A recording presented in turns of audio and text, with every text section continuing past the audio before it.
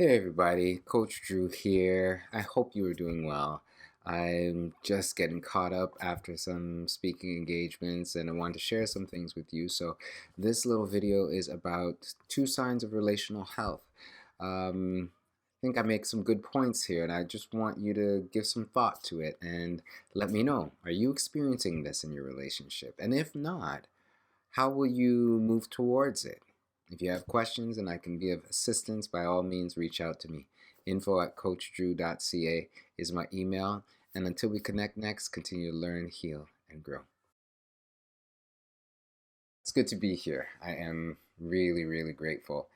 Um, as you may get a chance to meet them, um, I have a lovely family who I'll introduce to you, but my girls, they're 8 and 5, and I've put a sign outside the door that says, do not disturb. But at 8 and 5, sometimes, they feel the need to just ignore the sign and come in anyway, so you might meet them. But signs are important. Signs are very, very important. And today we are going to talk about two signs of relational health. When I think of signs, I think about, the stop sign when you come to an four-way stop, or, when the lights are out. And sometimes people don't know what to do. You can see the sign and you don't know what to do, right? It's just mayhem at the lights. But the hope today, by the end of our time, and I know it's going to go by real quick, so I'm going to talk fast, is that you will understand these two signs and have at least one way to kind of not only recognize them, but kind of cultivate them. So I will get into it real quick. I've had the privilege, excuse me, of moving here to St. Catharines, me and my family. So there's a picture there of my wife and my two girls. And just so you have a snapshot of what means a lot to me, I have some jerk chicken and rice and peas right there in the middle because I love to eat, but it also reflects my Jamaican parentage. And a lot of our experiences in life, we inherit them from our parents and their culture and their experiences. And so you'll probably hear stories about that if you follow me or if we talk for much longer. But part of my story also is my parents' relationship didn't last. It didn't go the distance, and there was a lot of pain there. But there's a difference between going through pain and growing through pain. And God helps us to grow through pain so we experience the fullness of purpose.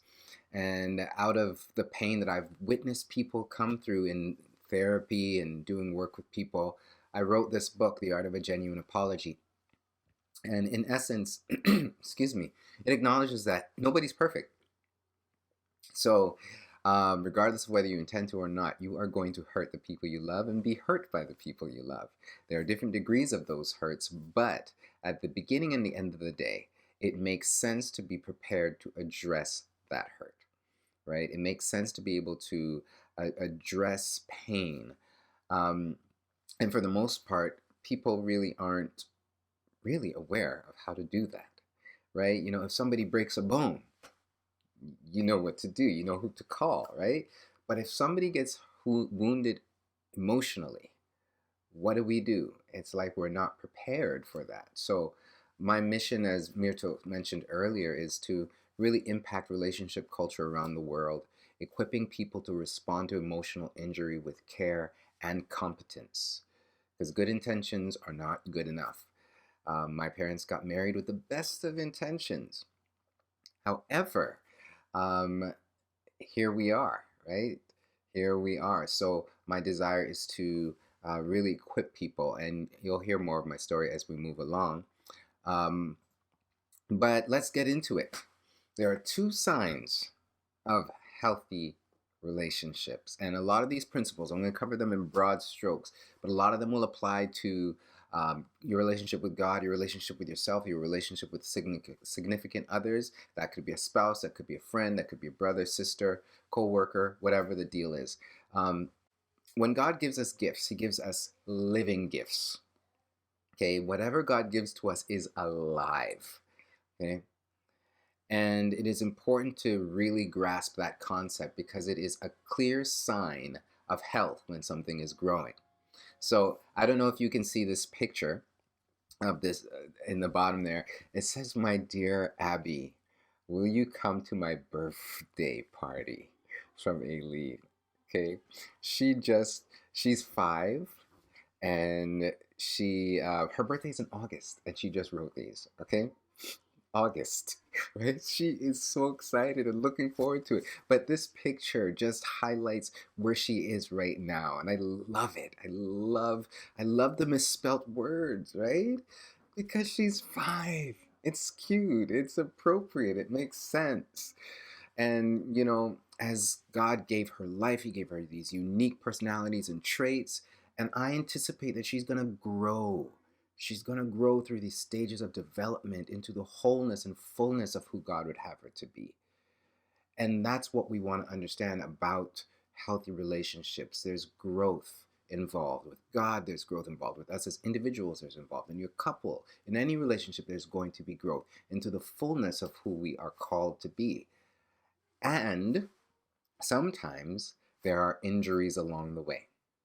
And it's important that we experience healing, right? If, God forbid, but if someone experiences a developmental kind of issue or challenge or an accident, brain injury, that course of development is going to be altered. And the degree of healing is going to be important that we integrate that and pay attention to that so we can adjust our expectations, right? But everyone has a unique capacity to grow and a unique plan that God has for them. So if your relationship is healthy, it's going to be growing. Okay, that's important to pay attention to. But here's one of the things that will disrupt our natural progression of growth. It's trauma. And I spoke earlier about physical trauma, but you can also have emotional trauma, injury, okay? And I really do believe that a lot of the things that we talk about, even in spiritual communities, about curses and generational patterns, they make their way from one generation to the next through trauma that is unaddressed, unresolved trauma. So, a broad understanding of trauma is a disruption in the normal progression of growth and development. Okay? Trauma can disrupt our normal progression. And what happens is, I find that trauma presses pause on our emotional development. So if I go through an experience at age 5 and it's traumatic for me, as I might be able to move on in life, but if I'm not addressing that, how I respond to that, or how people respond to me in that trauma, it can leave me and that part of me there. And then when I come into life at age 7, 10, 20, 45, if that trauma was never addressed, I'm going to engage with life or people from that part of me. So a lot of times when people, they're old, they're older, their maturity level doesn't match their chronological age, right? A lot of the times it's from unaddressed trauma. Okay? And one of the things that trauma does to us, it moves us to extremes. Now, when we experience intense emotions, we also experience intense thoughts and we use intense language. And an example of that is when we use phrases like always. Oh, I always mess up. Or never. Like you never listen to me, right? Those extremes and those, it's a pattern of language which comes from a pattern of thinking when we experience intense emotions. And often when people are at those extremes, how old do they sound? How old do they look? Like children, right? Like children. And I'm not just talking about other people, and it's not just in moments of anger, it's also in moments of fear. I remember when I was a facilitator for a partner abuse response program. So that is a program predominantly for men. I don't know if they have a version for women at this point, but men who were going through court for allegations of abusing their partners. So I don't know if you know anything about most men, but they don't like when people tell them what to do. They don't like when people force them to do certain things. So these men were all forced into this room. And here I am and my co-facilitator to educate them. Okay. So one day, this anger was turned on me by a particular gentleman. And let me tell you, my story also involves me being anxiety prone ever since I was a kid. That was my deal. I was afraid. I was afraid of conflict. I witnessed aggression. I was bullied, all this stuff. So I don't know, maybe I'm a glutton for punishment, but my purpose led me to that environment. And let me tell you, I was scared. I felt like an 8-year-old boy in that room. And it wasn't until after I navigated that situation well, and my partner, my co-facilitator, was giving me some, feedback about how I handled the situation. Like I responded with respect. I didn't degrade him. I didn't try to take control of the situation. And I was like, yeah, that was good. Yeah, I did that. That was me. Like, that was kind of meek. That was kind of like Jesus. I like that. And I was 31, by the way. And it was in that moment where I started to be like, oh, wow. Upon reflection, I was like, this is who I am. And I started to grow into my current self, right? So sometimes those extremes can find us feeling not our age, not behaving like mature adults. And sometimes it's because we have unaddressed trauma. And like I mentioned before, these men are in environments where they may have, exercised aggression and power and control over other people. And a lot of the times, it's because they have unaddressed stuff. They're having a difficult time. So to soothe themselves, they take control. And I want to kind of talk a little bit about um, what happens for us as people. Because a lot of the time, how we come through or don't come through our trauma and healing can position us in the quality of life spectrum. Okay. So when I talk to people about mental health, I talk to them about quality of life. So we can wake up in the morning and just exist. Like we're just trying to get through the day, barely getting through the day. That's existing. And then coping, yes, there's some struggle, but we do things to get by and we get through. Some of our coping strategies are okay. They're healthy. They're good. Like I go to the gym. I eat well, or you know, um, I do breathing exercises and all those kinds of things. But then some coping strategies, they're not so good. They might work well in the short term, but long term, they don't bring about change. Okay? When our coping leads to change, then we move into a category of living, right? Where we actually impact change in our circumstances, which is what God, I believe, would have us to do. He doesn't just want us to cope. And then when we are experiencing change, we can move beyond just struggling and, little steps here and there to thriving, where you are experiencing the fullness of who you've been called to be. Now, there'll always be room to grow, but you're at a level where all cylinders are firing and you have a good rhythm of life. And I'm working towards that, right? Now, these quality of life places where you can be on the spectrum, you can actually see these in relationships as well. Sometimes people are together, but they experience so much injury in their relationship and they never really healed. They're together, but they're not reconciled. So they're just existing, okay? And sometimes life can be so full and so challenging that we're just trying to keep our breath and we're just coping.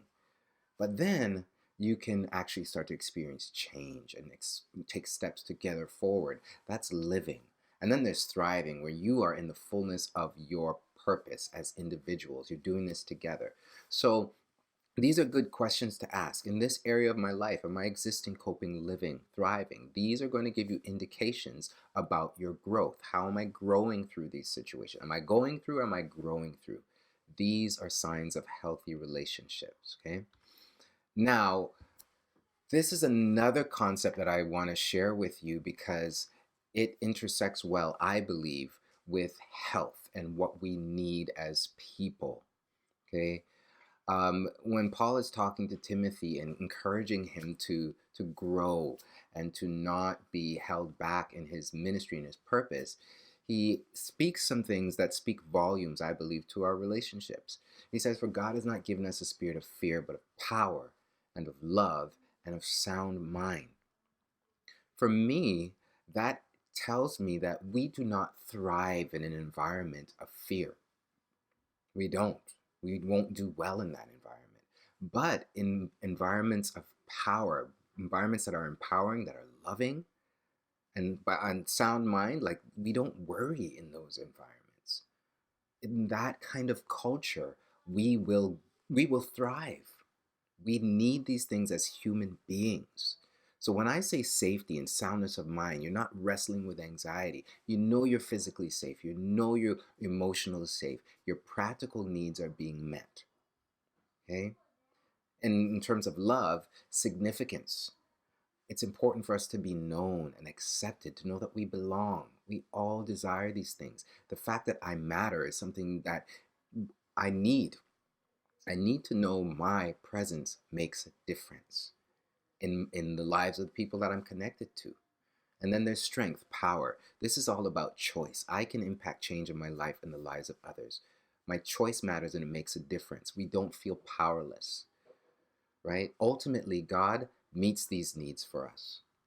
These things are needs for us as individuals, but they are also things that when we have these needs met, we live from these places and we create a culture, a family culture, a culture in the way that our household is, the way that our community is, right?